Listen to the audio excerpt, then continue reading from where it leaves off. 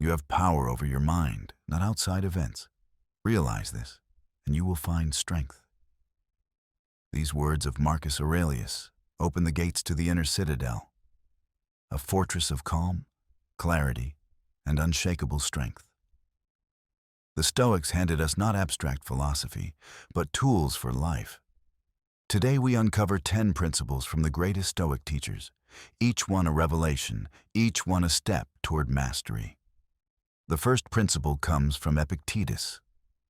He said, "The chief task in life is simply this: to identify and separate matters, so that I can say clearly to myself which are externals not under my control, and which have to do with the choices I actually control." Most people spend their lives fighting the wrong battles. They rage at traffic, curse the weather, worry endlessly about the opinions of others. But the Stoic learns, none of that is under your control. What is? Your thoughts, your choices, your actions. The rest is smoke.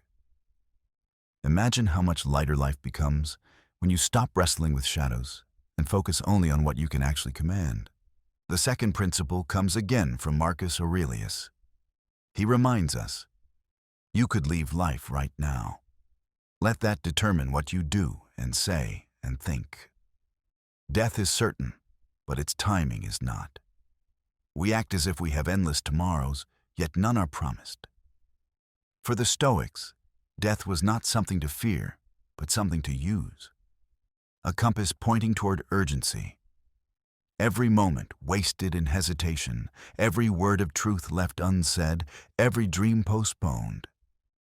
These are debts we may not get the chance to pay. Memento mori.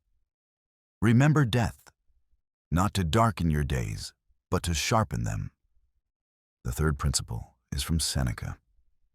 He wrote, "It is not the man who has too little that is poor, but the one who hankers after more."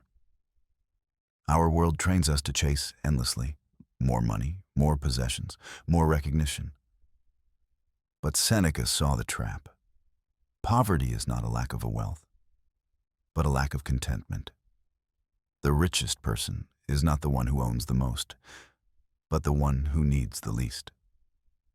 Imagine pausing before every purchase, every craving, and asking, is this essential? Almost always, the answer is no. And in that realization lies freedom. The fourth principle returns to Marcus Aurelius. He said, "If you are distressed by anything external, the pain is not due to the thing itself, but to your estimate of it. And this you have the power to revoke at any moment. Pain is inevitable, but suffering is optional. A broken bone hurts, but the fear, the anger, the despair that is added by our mind. The Stoic does not deny pain. He transforms it. Every difficulty is training, every setback a teacher. Like a muscle under strain, the mind grows through resistance. Next time life pushes you, instead of asking, why me? Ask, how is this shaping me?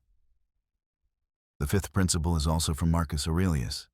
He wrote, "Waste no more time arguing about what a good man should be. Be one." Philosophy is not for endless debate, but for daily action. Virtue is not a theory.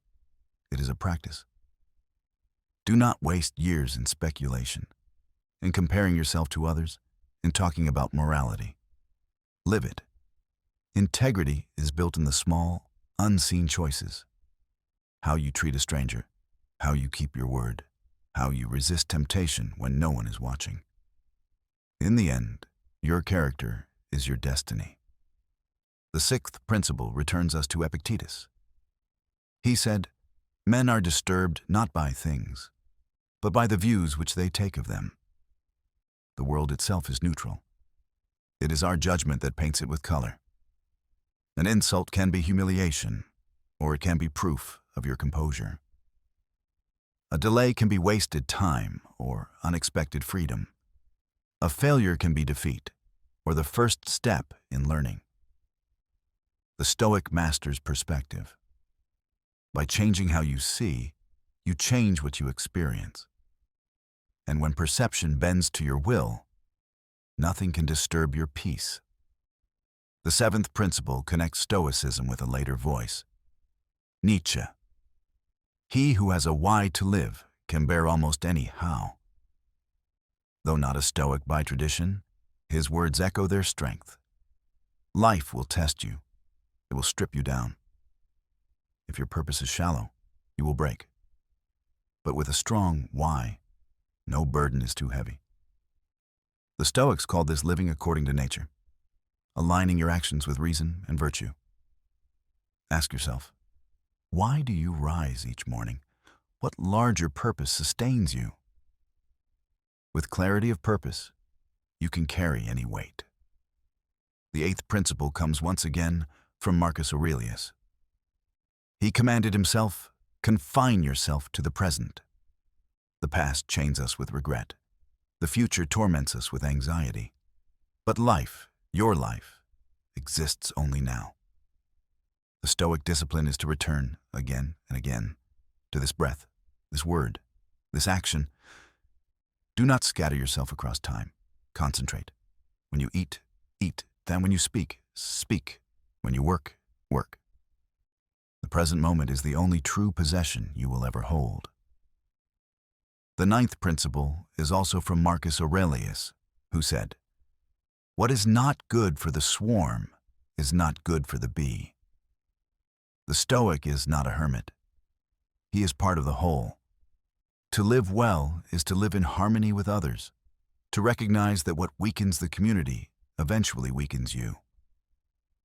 Acts of justice, kindness, and service are not noble extras. They are survival itself. The bee cannot thrive apart from the hive, and neither can we. The 10th and final principle comes from Epictetus. He wrote, "Do not demand that things happen as you wish, but wish them to happen as they do happen, and you will go on well." This is Amor Fati, the love of fate. The highest freedom is not to endure life, not to accept it, but to embrace it fully. Every joy, every loss, every twist of the path, yours and yours alone. To resist is to suffer. To embrace is to be free. When you say yes to life as it is, you cannot be broken. The Stoics were not cloistered thinkers.